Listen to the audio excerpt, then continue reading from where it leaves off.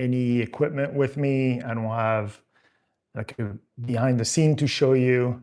But I wanted to take the time to have some conversation, and hopefully you guys can send me your questions and talk about, have you ever experienced kind of like a plateau where you feel like your work is just not improving? You're not jumping over to the next step. And I know I have, and it's a real thing, and it can be frustrating to spend a lot of time and a lot of money on your craft, and maybe you're not seeing the results. And so, really, this is for you guys who are experiencing that. I know, again, I have experienced that, and so hopefully I can answer some of your question and share some of my experience in feeling stuck in my work, where I feel like I'm doing everything right, but yet the quality of my work is just not reflecting that. And so it could be a ton of reason why we plateau sometimes. And again, all I can share is my experience of how I kind of jumped through some of those ceilings. And there's been multiple. It's not like, oh, this is it. I just broke through this ceiling and now I'm Hollywood. It didn't work like that. It's once in a while, you do some work for many, many years, and you just don't feel like it's moving forward. And then you just do something that gets you over that hump. And then again, it happens multiple years later. So it's a constant thing. Like, we have to continue to evolve. We have to continue to improve our craft. We have to continue to get better and better. Yeah. So what are some of the reasons why we feel that way, or where we get stuck? And I think for me, the main one is being comfortable. Especially if you have reoccurring client, if you have a clientele that keeps coming back to you, if you have clients that you kind of do the same thing, and that's the case for me. I have a variety of clients, but I have one particular client that I've been servicing for probably about 13 years, and so it becomes very easy to just fall into a routine and just, I get to a location and I know I know the formula, and I just do the formula. And whether it's the content that I'm, the actual storyline, or if it's, a pattern of lighting setup, like I know I'm going to come in here, I'm going to set a key light, I'm going to put a fill and a backlight right here, or even framing, right? A lot of time, like, I deal with corporate films, and so a lot of time I go into an office and I'm like, well, I know what shots look good, and so I'm just gonna do this one shot because I know how to make that shot looks good, and it's gonna work. And so you fall into those patterns of creating the same thing over and over again, and there's nothing wrong with that. Like, it's actually a good thing too to have a formula that you can repeat over and over. And hi guys, thanks for saying hello. I appreciate it. Don't forget to share, telling us where you're from, where you're joining us from, but that'd be great. I'm going to try to monitor the chat. If you have any question, let me know. But we're talking about breaking through the ceiling when we feel stuck in our work. And so,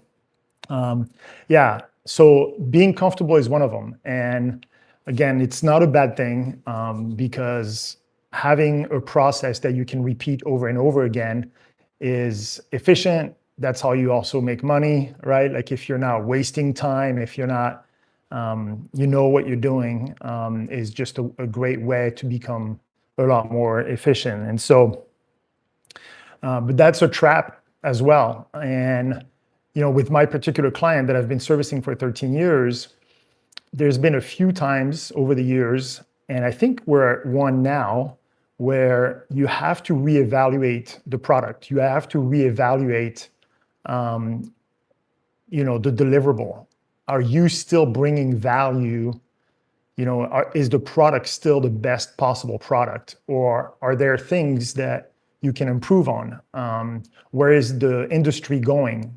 Is the format of what you're delivering still on par with what the demand is for the market? So that for me was a thing with that particular client a couple of times already, where we really looked at how people consume that particular product, and we can say, you know what, I need to make some adjustment because people are more interested in personal stories, and so let's gear our project now a lot more towards personal experiences. Or originally early on, it was a lot more high key, very bright, and then you start looking at trends and patterns, and you're like, dang, I need to start adding some shadows into my shots and making it a little bit more moody. Hi guys. But so anyway, falling into a routine can be one trap of why we get stuck. We also get into a weird, I know I have, a weird pattern that we focus a lot more on equipment. We think, man, if I need this gear, I need that gear, I need that particular lens, I need that particular gimbal. Thank you, I appreciate it. People saying I'm a great guy. I appreciate that, thank you. But yeah, gear is an interesting thing because sometimes that is true. I don't know if you guys have heard me talk about, you need to work on your skill set so that you get to a point where really the equipment is what now is limiting your skill set, and then you can upgrade your gear and then continue to improve. So there is definitely a thing about you've outgrown your equipment, but I think sometimes we get caught on just the equipment side, wanting the latest and greatest of the brand new light or whatever it is. And so I think chasing that can be a little bit difficult because the more you chase that, the less you spend time on actually working other side of your craft. And so pay attention to that. Not that you shouldn't chase equipment, but be careful that that's not your go-to as far as I'm not improving because I don't have the gear that I need. Because the reality is, if somebody gives me like the best digital cine camera out there, like if you give me a mini LF today and you say go shoot, I think it's going to be tricky. I've never used it, and I think it might look a little bit different. Now I can learn and I'll get there, but my point is, the technique and the psychology of storytelling is as, if not more important than the equipment that you use. If you have average equipment, but you're a master at lighting, you're a master at exposing, you're a master at composition, you're gonna do great work. Another one that I see sometimes is we stop learning, and that's probably the biggest one. When you stop learning the craft, then you're actually falling behind because the industry keeps moving.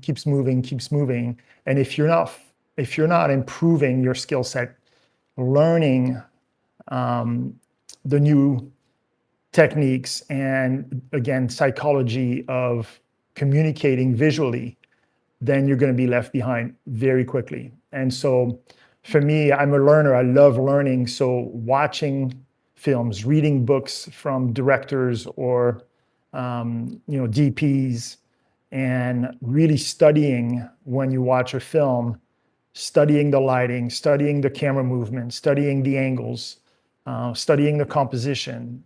All those things are important, and you have to do that on a daily basis. You have to do that every time you watch something. Study it. Watch what your competition is doing. Why are they doing this way? Is it something that you can implement into your work? Don't ever stop learning. And I don't say that because I have a channel that teach cinematography. But listening to podcasts, I listen to a lot of podcasts from director of photographies because, it just feeds my understanding and it feeds my creativity. So don't ever stop learning because that would be one way for your skill set to stop improving. And then sometimes people confuse certain technique with something cinematic. And so, for example, like you're like, I'm just going to copy this camera movement that I've seen in a movie. And copying is an okay thing. It's a way of learning. Like if you watch something and you're like, man, I really like what they did here, and you try to replicate that, that's okay. But a lot of times, especially when you have never tried that, then you're probably not going to execute it as well as they did. And so it's not because that looks cinematic, that somebody did it in a multi-million-dollar budget, that you need to do the same thing and will get the exact same results. And so start with the basics of cinematography. Understand camera settings, understand lighting, understand exposure, understand contrast ratios. Those are the things that will really help you jump to the next step versus, man, I just saw this shot where the camera moved from the top to a very low angle while going around the table or whatever it is. And it's like, yeah, it is a great shot, but realistically in your work with the equipment that you have, can you execute that to a level that it looks cinematic, or are you going to butcher that move to the point where it just now doesn't work? And I've always said, especially in camera movement, it's so much better. Like a well-executed camera movement is much better than a complex move. So simple, well-executed movement is better than complex, bad, or poorly executed, if that makes sense. So always go for quality versus, oh, I saw this, Christopher Nolan did this on one of his films, I'm going to go for it. Sure, try it, work at it.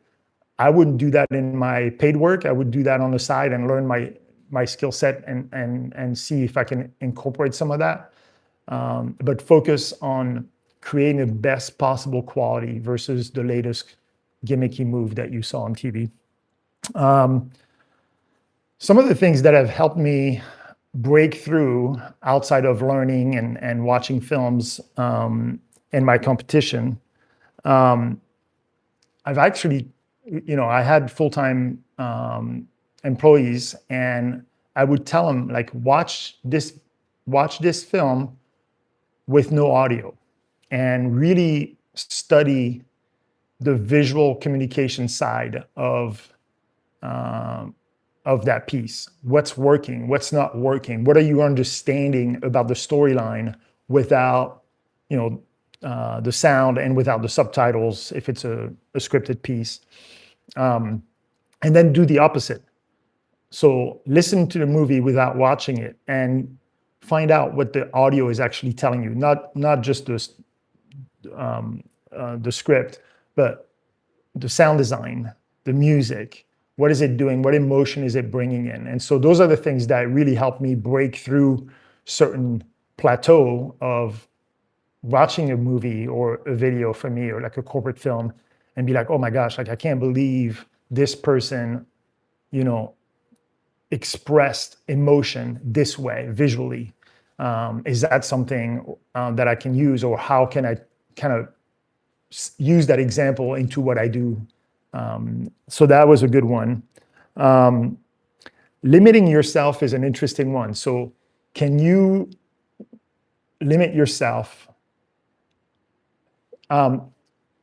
So let me back up. So for me, production is all about solving problems.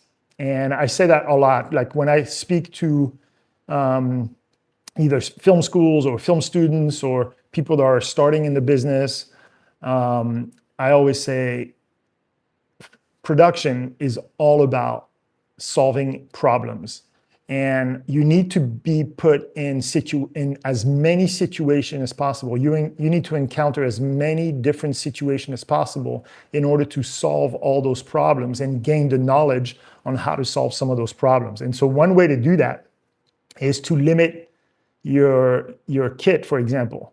Like, challenge yourself to say, and again, maybe not on a paid job in the beginning, but it could be okay on a paid job. Like, okay, I'm traveling for this particular client and I can only bring one light, one lens, like a super limited kit. and what can you do with that particular kit. And that will really force you to rely on the fundamentals of cinematography and expand your understanding of how do I get contrast when I only have one light. What else can I do in order to create contrast when I really don't have a lot of access to a lot of equipment. And I'm limited. I think everybody is limited in the amount of equipment that they have, right? Like even Hollywood, like I know you have like a $100 million budget, but at the end of the day, it's still a $100 million budget and you can't go over that and whatever. So we all have limitation within our own field of work. And, but I think if you can find those situations where you really have to be creative in how you use the equipment that you have available to you. And so, for example, like I remember going to a workshop years and years ago, early in my career, where the cinematographer was talking about lighting for interviews, for example. And it was actually the director of photography for SNL, again, 20 years ago.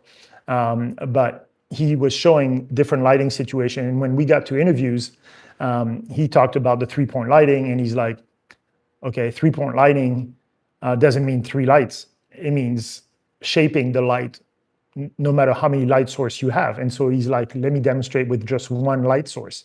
And so he just put up one light and then use bounce and reflectors to then shape the light from the backlight to the fill side to the key side. So that was a great turning point for me early in my career to understand that the technique of 3-point lighting has nothing to do with how many light source I have.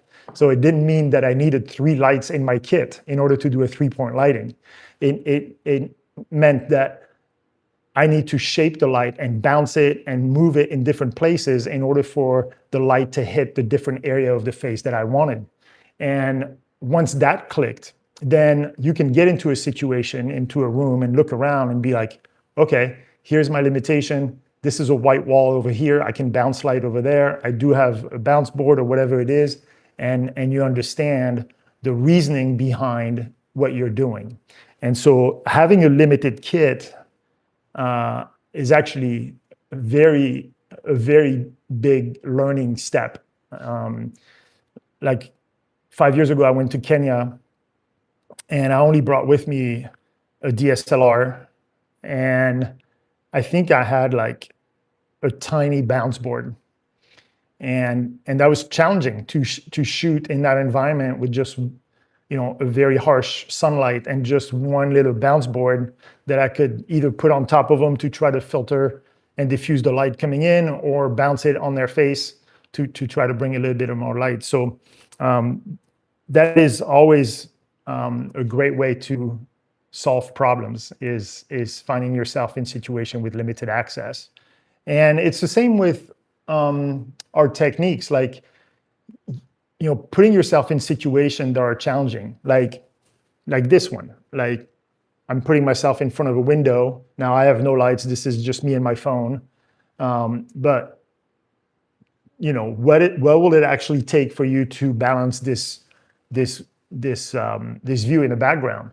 And putting yourself in those situations of like, man, this scene is called for a low light. Okay, well, let me challenge myself and figure out, how do I light this scene? How do I get the best out of my sensor in this low light environment? And so keep challenging yourself on sets, in situation. Don't be afraid of some of those situations. Now, it goes back to the equipment a little bit, because if you're going to put yourself in a low light situation to shoot a candlelight scene, but you don't understand ISO, you don't understand exposure, you don't monitor your exposure with false color or zebras or whatever, then don't be surprised if it comes out not looking great, because there's still a level of understanding of the technical side and the principles of photography that you need to have in order to then achieve the shots in those particular scenarios. Now, if you have plenty of free time to test those things and say, okay, today I don't have a job,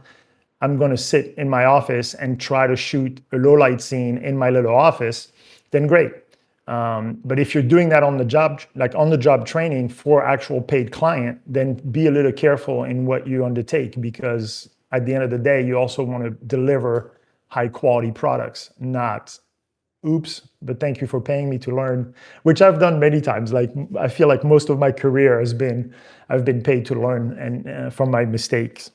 And then I would also talk about once you reach a certain plateau, once you feel like your skill set is kind of is good and it's doing what it needs to do, you're getting jobs, but you want to get to the next step. Now we're talking about really small details. Now we're talking about precisions.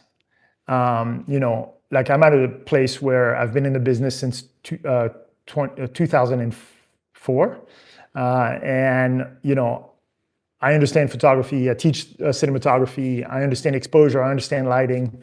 But in order for me to get to the next step, I just purchased my first light meter, for example. I haven't even used it. It just got delivered while I was here in Miami, so I haven't even used it yet. But I want to get to that place where now I need to challenge myself to be very accurate and very precise about my exposure beyond what I normally do. So for example, I'm a big fan of false color. I expose everything with false color.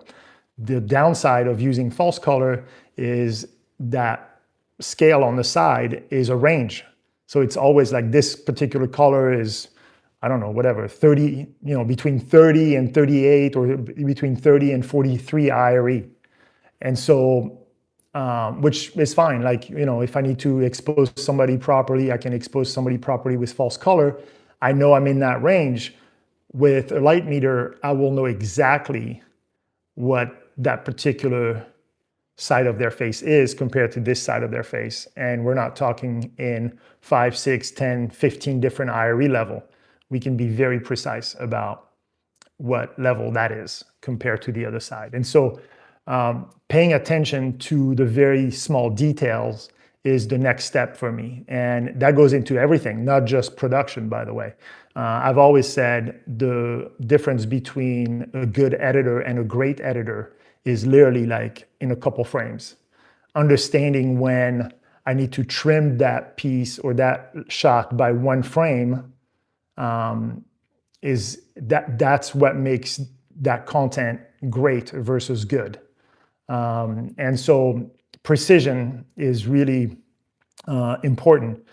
Don't feel satisfied with what you're doing. Now, the reality is, I don't know what kind of project you guys work on, but for me in corporate film, I often have either an agency person sitting next to me or a corporate executive or their marketing team sitting in the room with me.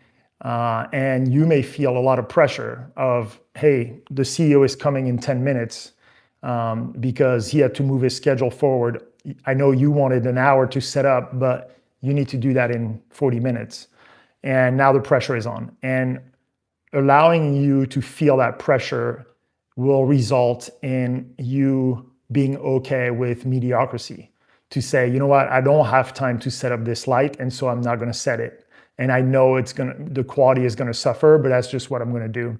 Or you look at the monitor and you say, yeah, it's good enough. When the pressure is on, and it always is, I always say, in order to be fast, slow down. And so if now you only have 40 minutes, just slow everything down. Like relax yourself, clear your mind, be precise in your movement, be precise in how you move those lamps or whatever you're doing to achieve the shot that you want to achieve. Because if you rush, you're going to make mistakes. You're going to eventually the shot is just going to suffer. And so try to slow down. And I know it's hard when you have the client next to you and you're under pressure, but yeah, so hopefully that's helpful. Again, I would imagine that most of you are in a position where you're now, really good with the work that you do. but don't be satisfied. Challenge yourself. Look back, after a shoot, go back, watch it. What did you do? And how could you have improved it by even like 2%? Okay, would have moving that practical a few inches to the right or to the left. Is that something that could have been done? Or, raising levels altogether, or maybe adding more contrast. Is the shot too flat? So hopefully those are things that you guys can look at and start to understand how to manipulate that in order to elevate your work to the next step. And I know for me, like probably my last one was to really start paying attention to contrast, and really focusing on that when I show up for a shoot, instead of just be like, I'm just going to blast a light for whatever reason. I've seen people use lights on B-roll or whatever, so I'm going to use a light. Versus understanding, no, I'm using a light here in order to make that part bright so that the other part I can leave dark. And now I've got really good contrast between my brightness and my darkness. And that elevates my shot to something that looks a lot more professional. And so understanding contrast ratio has been something really, really important in the last couple of years for me. Actually, it was more than a couple of years ago, but that was the last big step into the quality of my work, was to understand contrast. And when I started learning about contrast, one of the main thing was removing light versus adding light, actually creating shadows.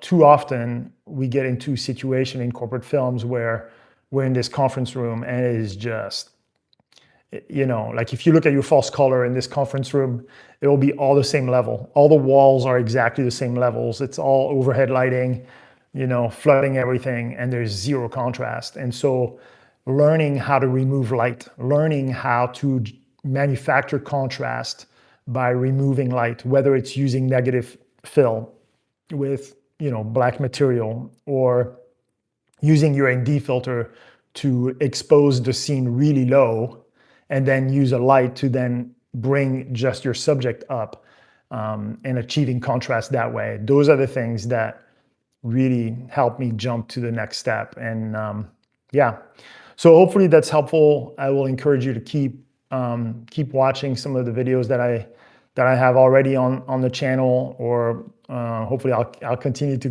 create some contents that feed into helping you guys continue to improve your skill set, because that's the goal of this channel, is to help each other as a community to continue to improve our skill set. And so hopefully that was helpful. Thanks, you guys, and I will see you probably in a week or so.